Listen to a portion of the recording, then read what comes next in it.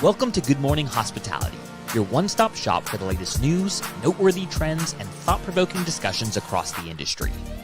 From hotels and short-term rentals to all things travel and hospitality, you'll find each episode equips you with the information that you need to start your week. Join us on Good Morning Hospitality every Monday, wherever you get your podcasts.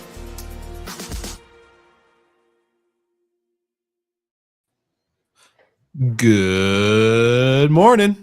Happy Monday. Hello, hello. We have got an interesting show ahead of us. We've had a heated backstage discussion, and I'm sure that's going to carry on into the episode. Not much news in the cycle this week. Just kidding. Every AI chatbot has been out on LinkedIn dropping in AI's thoughts. We may get a Brandy rant on today's episode, ladies and gentlemen. God. So we're praying for it. We're praying for it. I'm like, come on, please, Brandy, just get a little heated, just a little. Just unleash. Just have a little bit of a Monday morning energy. But Will, yes, what? how was your weekend? We're starting off with you today. Oh, dude, my weekend was good, but it was a little sad. You know, the Nuggets lost 7th game. So that was a big bummer. And then the Formula One race, two of all my team just didn't get first place podium. We got second and third, but wasn't the ultimate win that we wanted. So sports weren't that great this weekend, but overall, I'm rested, I'm ready, and excited for today's episode. Welcome back, Jamie Lane, by the way. How was your weekend? How was your interview and time with the CFO of Airbnb? It's a big flex. I'll start with my weekend. It was great. My wife was out of town at a conference. I'm like, what? You get to go to conferences too? Like, this isn't fair. So I had the kids. We had a blast, few birthdays, good times with friends. Drove up to the mountain house yesterday morning. We're going to be out of town for a few weeks. So got supplies restocked, mowed the yard, check on the place, make sure it's still alive. All good. You're being a good home host. That's what you are, Jamie. That's what you're trying to.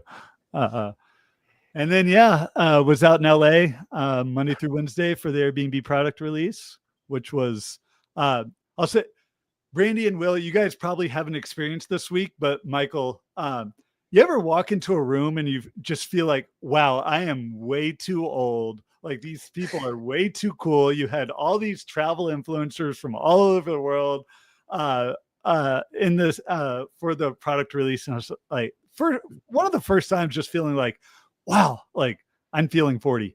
These people are very trendy. They're very hip.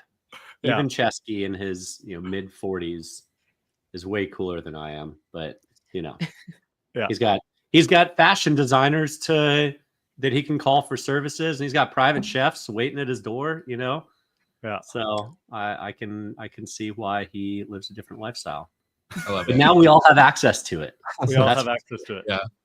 Well, Brandy, Michael, how was your guys' weekend? Brandy, you go first. Let's hear how Miami was doing. Yeah, it's very hot. We are officially fully in summer. It's so humid. But I made homemade ravioli for the first time in a couple of years. I used to make it like pretty frequently. And I made a pistachio pesto and burrata one, and then a miso butter, onion, and mushroom one. And the second one was the best for sure. I haven't had breakfast yet, so thanks a lot. I'm really hungry. That just made it worse. Sounds amazing. What about you, Michael? So little man had the stomach bug, so it was messy. Yeah. Oh. No one else in the house has gotten it, so Knock on wood. He's on the up and up. It was a long weekend. Thank We goodness. got back from the hotel that we're taking over in Virginia, and then spent the night in the hospital with little man. So fun. Yeah. That's no good. That is no good. But give us a quick glimpse into this hotel. Come on, what's going on with this hotel? Tell us a little bit more, real quick. Just a little. We're under contract right now, so aiming to close at the end of next month. A 22 key property outside of Charlottesville on the Appalachian Trail. So we'll have more details coming soon. Lovely. It's very exciting. Very exciting. Yeah, it's awesome. Well, speaking of excitement and all the fun stuff that's been in the news cycle. Your LinkedIn feed has been probably super busy if you are an avid LinkedIn user like the four of us. But before we get into today's topics, please, if you are tuning into the live, let us know where you're tuning in from. We want to hear A, your opinion on this update of Airbnb, B, where you're coming in from or calling in from, tuning in from, and C, just hi, good morning. We'd love to see you here.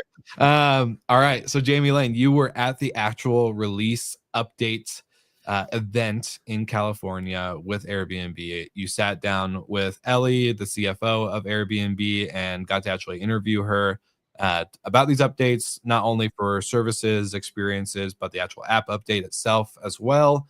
And you asked some pretty good questions. For any listeners, live viewers, go back. It's a 10-minute episode. It's really a great listen, totally worth listening to if you haven't already. But Jamie, tell us more about the event outside of feeling a little old when you walked in.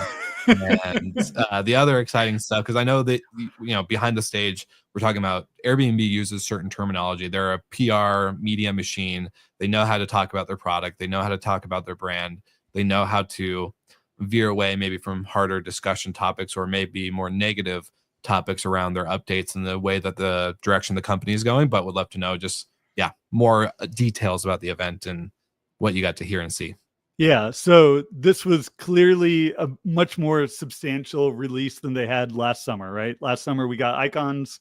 It was, I would say, more marketing PR than any sort of new product releases.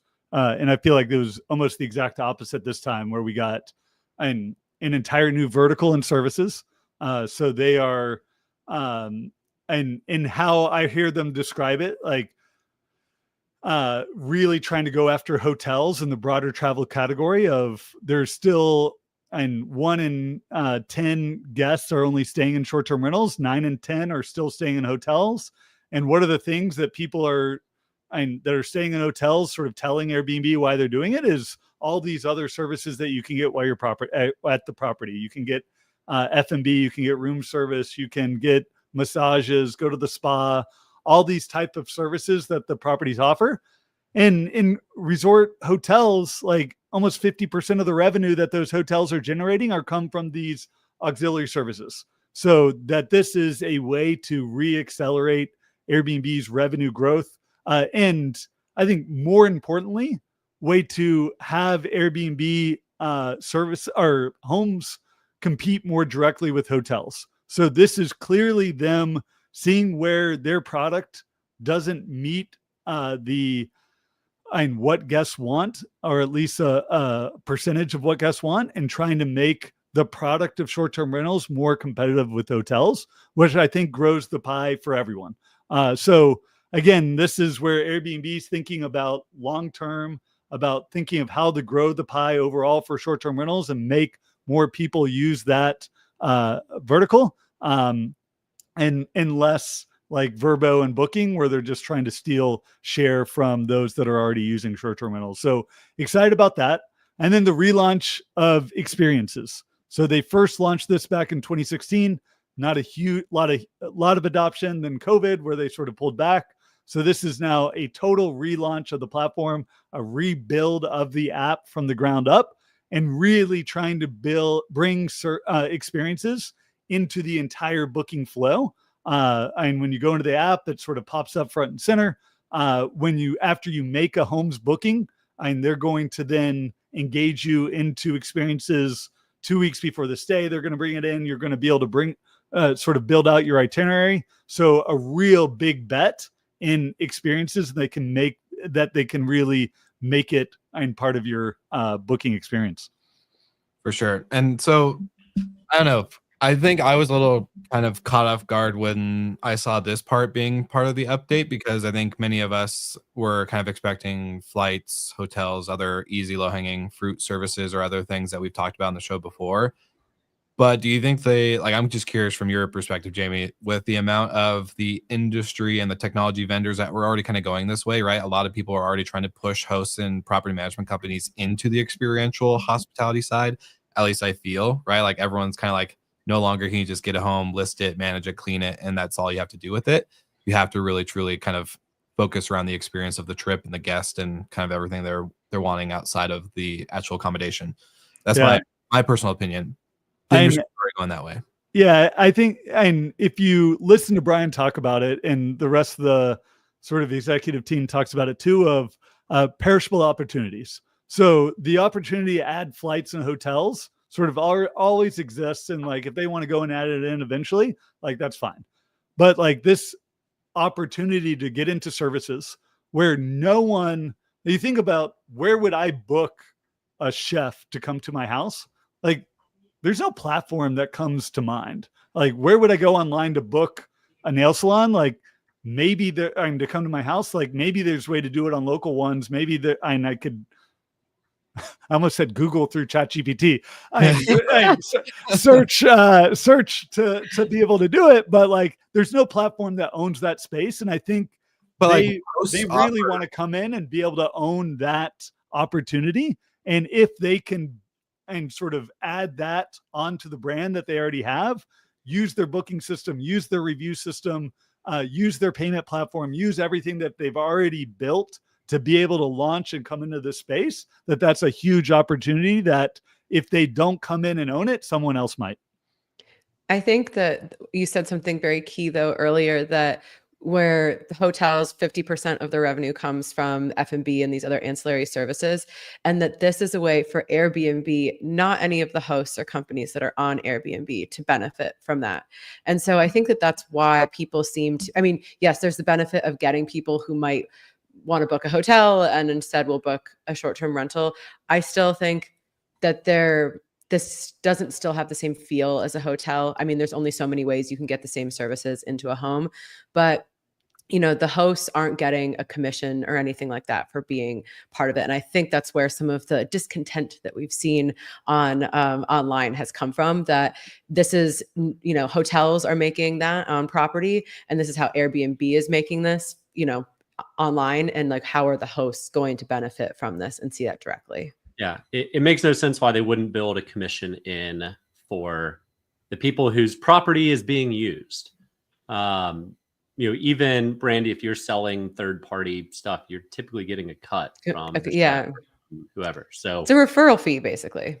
It's a referral fee. I mean, you even get that. Well, some hosts tie that in with restaurants. Like, hey, you get 5% off, 10% off going to this restaurant, and then you also get a kickback. So there's those things have existed forever, even in hotels. Like the concierge has their people they send them to because they get kickbacks.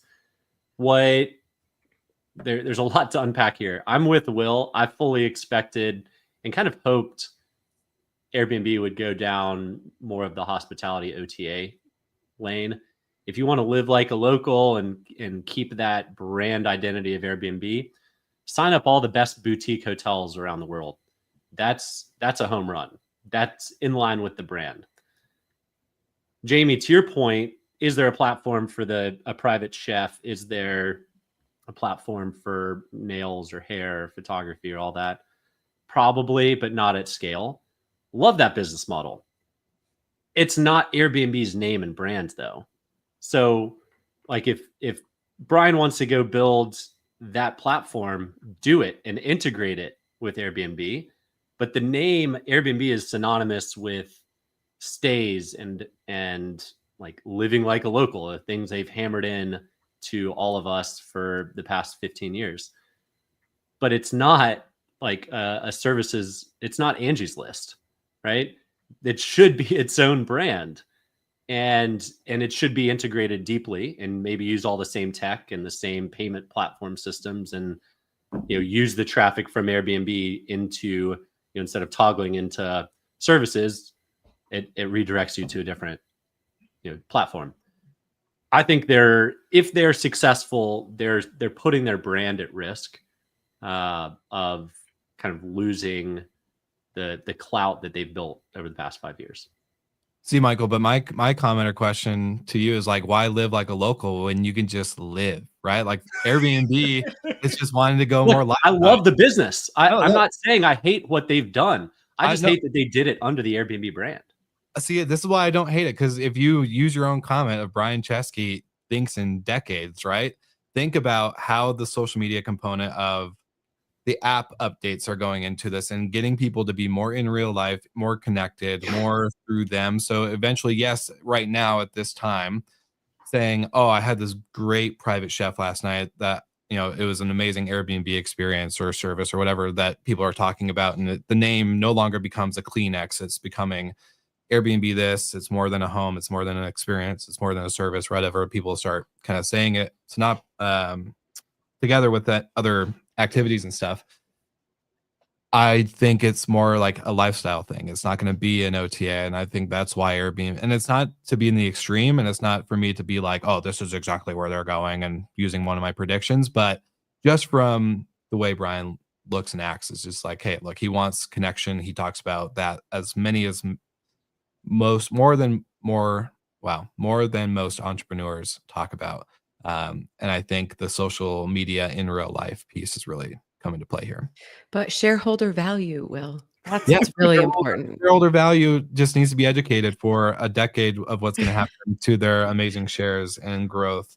Because like Airbnb does a GDP of I forgot what country Brian talked about. Italy, I think. Yeah, I think it was Italy. It's just like the GDP of some country. Some reasonable real country. Right. Yeah, it's enough money to not like blink an eye at. And I think that's just the beginning. If we think 10 years and then get incorporated into people's actual livelihood, their day to day, that's what every hospitality brand fails at right now, is to become a lifestyle brand.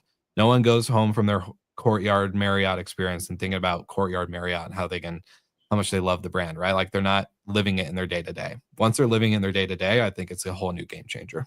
I don't know about y'all. I would love to live a private chef in my day to day. I'm not there. Maybe same. one day, but. But think about the number of times that you travel, like 3 or 4 times a year. Think about the number of and maybe times you might want a private chef, like your wife's and yours anniversary, maybe and your kid's birthday, or like friends getting married. Like there's special occasions, like you might want to get friends together and either hire Brandy to come cook at your house or get a private chef. Yeah, if I'm not available, you can hire one through Airbnb. But I did want to comment on Brandy and what you said earlier, because that was a sort of question I asked Ellie, their CFO, was like, what is the ultimate benefit for hosts and all these services being offered at their place? And essentially, like, she was like, there's not one unless you're offering these services. And like what hotels do is employ the people that offer all of these services. But to your point too, like if they wanted, I think, to see mass adoption of these services, like give hosts a share of that revenue being generated. Like if they're generating a 20% sort of service fee, give 5% of that to hosts, and you would turn like the 5 million hosts out there into some of your biggest sort of sales force. And like, if you're looking at the Facebook comments today, the biggest question is not like, how can I find services to offer in my property? It's how do I opt out of services? And that's the exact opposite of what you'd want the response to be when you offer this great new platform for offering services in your rentals. Well, keep in mind, all of Airbnb's moves are always catered towards the single host. And Brandy, you guys have access to private chefs in Miami because you guys have hundreds of units, and it's a request that comes up over and over again. Jamie, has that request come up for your, 1 unit in North Georgia? Say that again. Request for a private chef coming into your house. No, yeah. I mean, actually, I have gotten requests on like, are they allowed to have caterers at the property? Because it is a 5-bedroom large property. They're wanting to have friends. So like, can they offer or do larger things? Like, absolutely. I'd say, and I was a little bit distracted. I did just ask Airbnb, my contact there, whether or not you get sort of brought down in the algorithm if you opt out. And they did just live respond that no, like if you opt out, not yet. I don't believe that. You're not going to be ranked lower in the search algorithm. Yeah, I don't know. We'll see. But I think that one of the things that really struck me about this, so you have like the launch day, and there's a lot of articles everywhere. A lot of them are super positive, like how Brian Chesky is going to change your life. There was the one, I think, from Wired. We were talking about it earlier. Is this his midlife crisis? But most of the stuff was positive. And then you have this like incredible backlash from all of the hosts and property managers. And for what, like, this was like the anti-Brandy rant. I just felt, I was like, this seemed very like, okay to me. Like, I don't think this is like earth shattering. I think it's cool. These are great things to add. It could enhance a vacation. I don't think this is like groundbreaking. And it felt very strange. I was like, am I missing something in this component? Like, but I just felt like this was like cool, not groundbreaking, not the end of the world. Diversify your platforms. Don't rely on one. And, you know, something else, like there'll be something else, and everybody will forgot the vitriol that they spewed on LinkedIn, you know, in a couple months. I kind of feel the same way, with the sense that we already knew Experiences was coming back. So the fact that that was one of the quote unquote big updates was like, okay, cool. We already knew that. So I guess that was my same sentiment that I felt there, Brandy, where it's like, okay, like we already knew this was coming. Why is this a big, shocker? Yeah. But Jamie, you also had some interesting Expedia data that came out recently. So I'd love for you to share some of those, and we can jump into that before we wrap up the episode. Yeah. So Expedia had their sort of partner get together last week around the same time. I didn't get an invite to that. So Tim, if you're listening and want to extend one next time, be happy to show up. I think all of us would be happy to show up and cover. And what I was sort of focused in on was sort of the AI updates. Expedia's talked a lot around AI and how they're going to be incorporated into the platform. And what I love, like, we're not seeing some wholesales like rebuild of the platform around AI. Like, they're knocking off the low-hanging fruit, which it's good to see. Like AI filters, AI itinerary builder, AI like flight deal analyzer sort of things.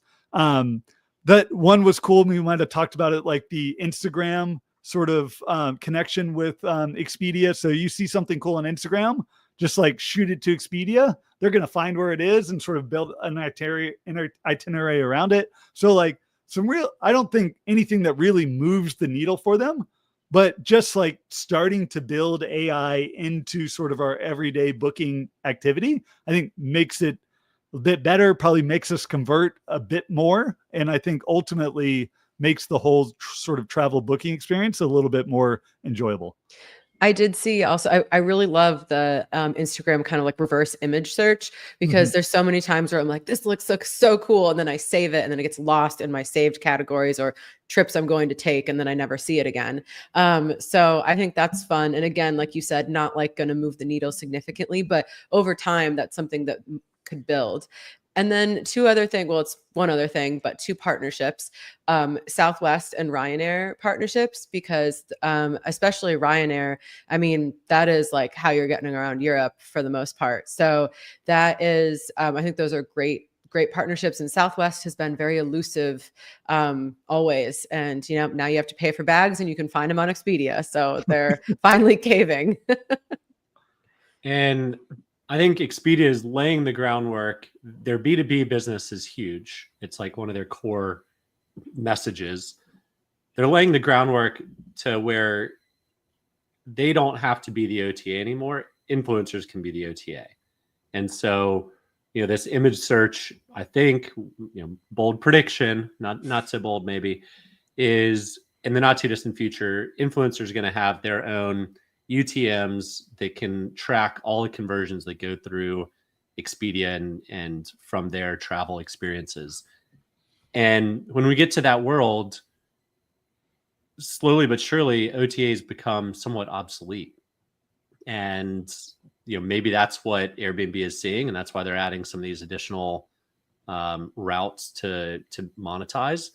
But if you can just book a property off of, you know, I follow Jamie and I see that he went somewhere with his family and his two boys, and that looks awesome. Why don't I just go stay there?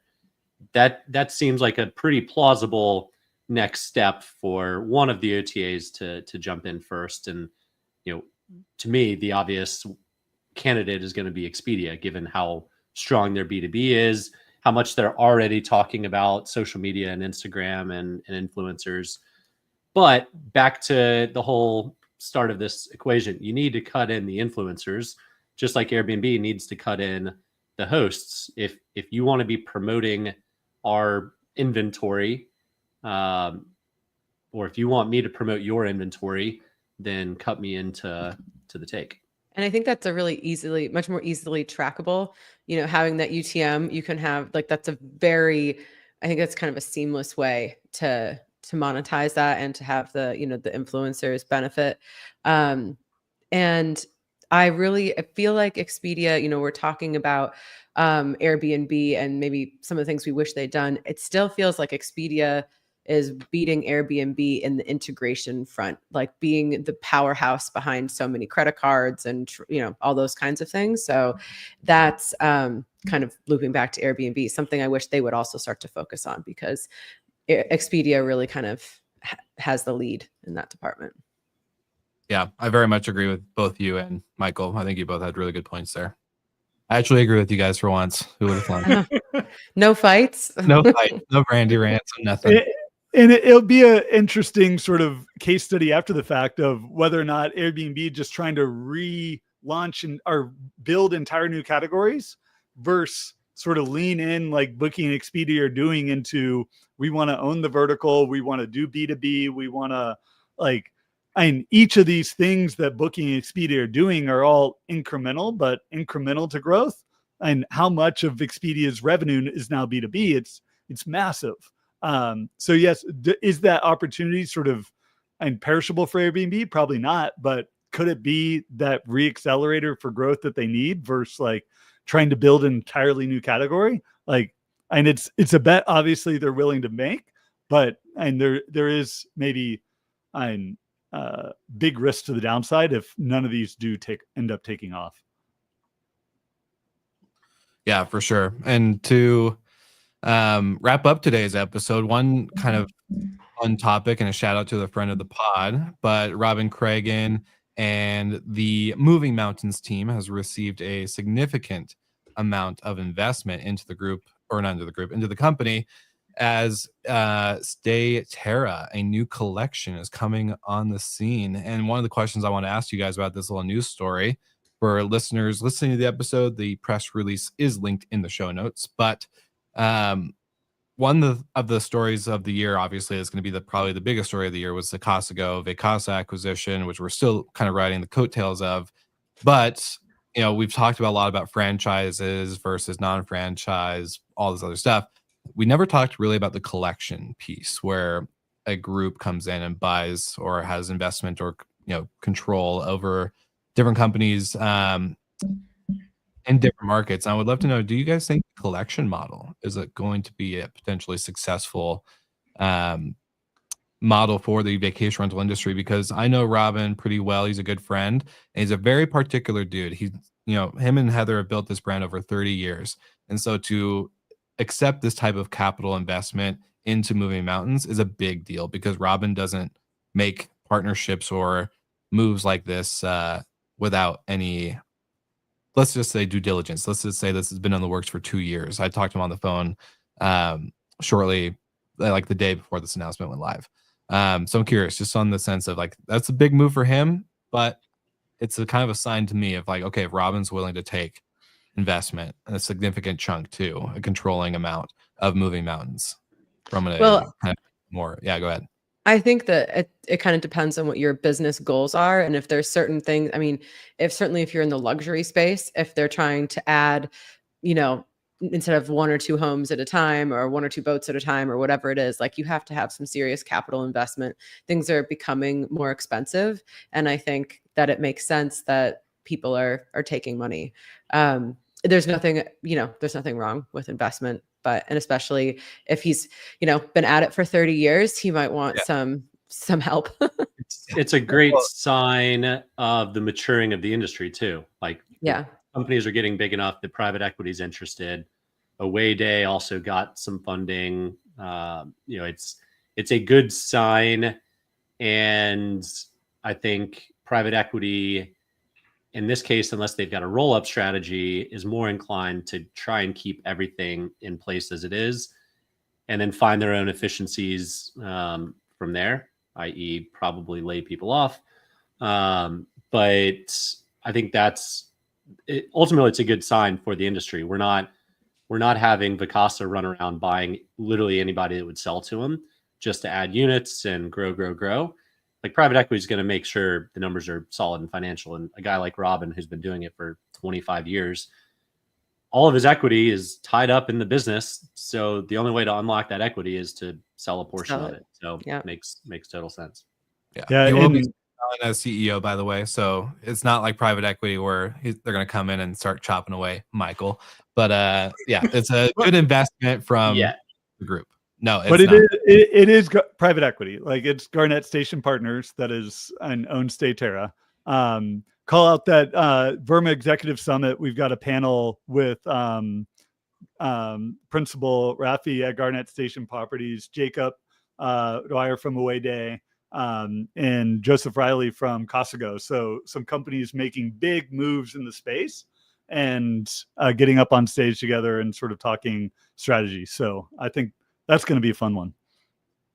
It's going to be a very fun one for guys like you, Jamie, who love all the numbers, who love all the data. I don't want to get into the nitty-gritty. I just like, there's some big companies making moves, like buying movement or investing in Moving Mountains, like big moves, like the amount of behind the scenes stuff that Joe Riley sort of putting together this Costco deal has been doing. Like, and then Away Day, like they took huge investment. So there's big money moving into this space, and this is going to be I think a fun summer for short-term rental investment. You heard it here first, folks. Jamie Lane speaking truth, dropping bombs. No, I love it. This was such a fun episode and a lot of topics to unpack, but I feel like we articulated a lot of good stuff today. You guys brought the heat. I like it. We were well caffeinated with our well and good coffee this morning. I don't think anyone is gonna accuse us of not bringing the energy this morning. So grab your coffee. 100%. If you want to be just like us, grab your coffee. Jamie, anything exciting? I know we asked this last time you were on, but after we had you on the week prior, we had Madeline List on from Focusrite, which was a great episode. Then we had you on today. So we've had a pretty packed cadence of content, plus our GMH EU crew and a bunch of our other GMH universe content is just going wild and banana. So would love to know what's on in your world, Jamie Lane. And heading up to DC this afternoon for the Cornell Hospitality Analytics Forum. So that's going to be a blast. A whole bunch of hospitality data nerds getting together. And then that's 4 weeks in a row of travel. And then next week, I'll be taking a vacation, heading to the beach, Litchfield Beach. And on the way, stopping in Durham for my grandfather's 95th birthday. So pretty excited about that. Big one. Longevity. Seriously. Yeah. You gotta see what's running in that family gene pool. See how long you're gonna last there, Jamie. See if you can make it. Can you get to 95? We'll find out. I'm hoping. He's my senior, James Harvey Lane, my namesake. Yeah. Love it. Well, happy birthday to him. B, how's Grandma B? Come on. Oh, she's good. She's up in Saratoga having, a good spring, but I'm heading actually to Detroit next weekend. I'm going to a big music festival called Movement. Detroit's like the birthplace of house and techno, so it's we'll see if I can. Berlin might challenge that, but no, Berlin adopted it. The Detroit is the birthplace, and so this is like it's gonna be fun. It's my first time going, so we'll see. Gonna be a lot of naps. I cannot. Is mom going? No, my mom is not going. Not this time. Bummer.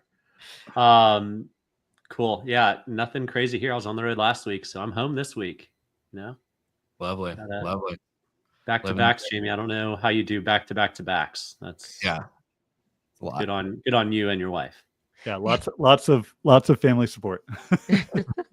Yeah, 100%. Well, for me, I am staying put for a while. I may be in New York. I'm going to be in New York for the Data and AI Summit hosted by Skift. So shout out to them for putting on another great conf.